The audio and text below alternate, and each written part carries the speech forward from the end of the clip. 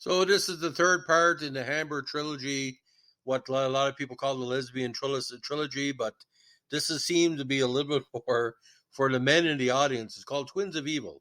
Now, this came out in '71. It was directed by John Huff and starred Peter Cushing with Damian Thomas and the real-life identical twins and former Playboy playmates Mary and Madeline Collinson. It is the third and final film in the Karnstein trilogy, based on the '82 novella Carmilla by Sheridan Le Fanu. The film has the least resemblance to the novella and adds a witch-finding theme to the vampire story. Much of the interest of the film revolves around the constraining evil and good natures of the two beautiful sisters, Frida and Maria. Unlike the previous two entries of the series, the film contains only a very brief lesbian element. The film was released in the U.S. as a double feature with Hands of the Ripper. Now, again, produced by Michael Stahl and Harry Fine, cinematography by Dick Bush, yes, edited by Spencer Reeve, music by Harry Robertson, with a £205,000 budget, distributed by Rank, actually, in the UK and Universal in the US, 87 minutes. Now, the movie is best known, again, for the sisters. Now, this movie is set during the 17th century in Styria. Identical twin sisters Maria and Frida Gellhorn moved from Venice to Karnstein in Central Europe to live with their uncle Gustav Wheel after becoming recently orphaned. Wheel is a stern Puritan and leader of a fanatical witch-hunting brotherhood. Both twins resent their uncle's sternness, and one of them, Frida, looks for a way to escape. Resenting her uncle, she becomes fascinated by the local Count Karnstein, who has a reputation of being a wicked man. Count Karnstein, who enjoys the emperor's favor and thus remains untouched by the brotherhood, is indeed wicked and interested in that old duo, Satanism and black magic. Trying to emulate his evil ancestors, he murders a girl as a human sacrifice, calling forth the vampiress Countess Merkala Karnstein from her grave. Merkala turns the Count into a vampire. Now, Frida, following an invitation from the Count, steals away to the castle at night, while Maria covers for her absence. In the castle, the Count transforms Frida into a vampire, offering her a beautiful young chained victim. Returning home, Frida threatens Maria to keep covering for a nightly excursion, but secretly fearing she might bite her sister. Meanwhile, Maria becomes interested in a handsome young teacher, Anton, who was initially infatuated with a more mysterious Frida. Anton has studied what he calls superstition, but becomes convinced of the existence of vampires when his sister falls victim to one. One night, when Frida attacks a member of the Brotherhood, she's captured by her uncle and put in jail. While the Brotherhood debates the vampire woman's fate, the Count and his servants kidnap Maria and exchange her for Frida in the jail cell. Anton gets to see Maria, not knowing she's actually Frida. She tries to seduce him, but he sees her lack of reflection in the mirror and repels her with a cross. Anton rushes to rescue Maria from her burning. Maria kisses a cross, revealing her innocence. Very effective scene, by the way.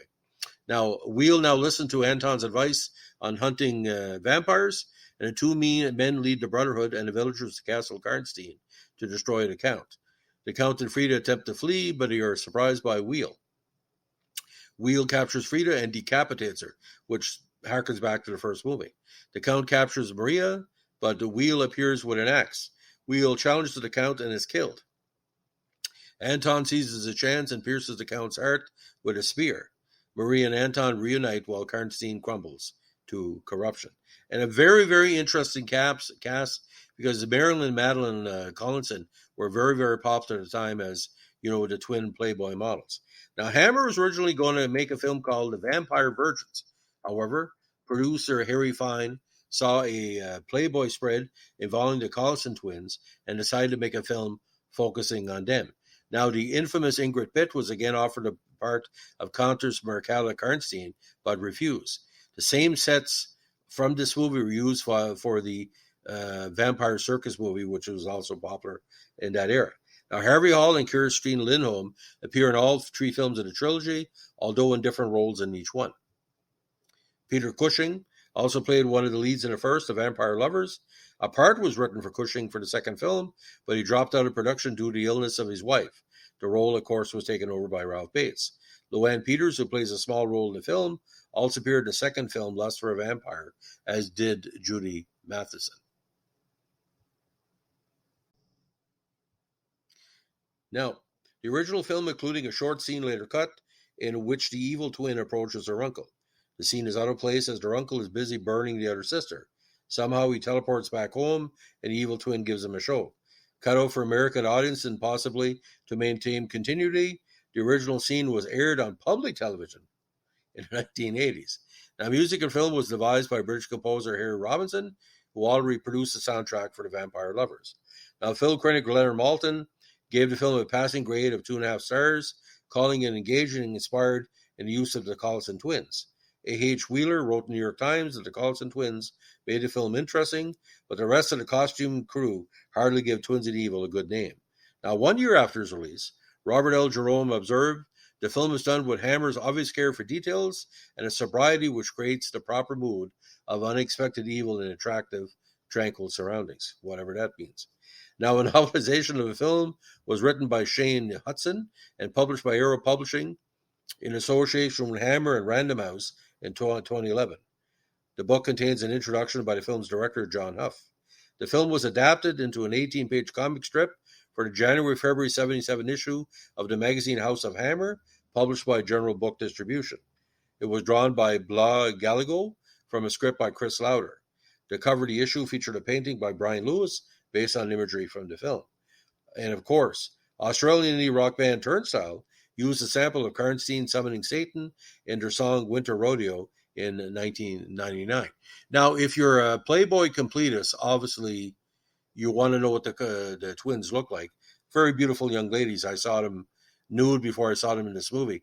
But why this movie works in a lot of methods is the fact is it is twin vampires.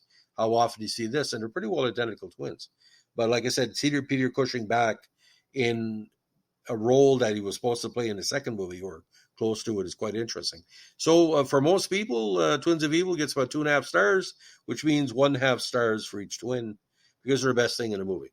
So ladies and gentlemen, if you like what we're doing with our Hammer movie reviews, and of course, unofficially what's called the Lesbian Trilogy or close to it, let us know what a like, comment, subscribe, or share.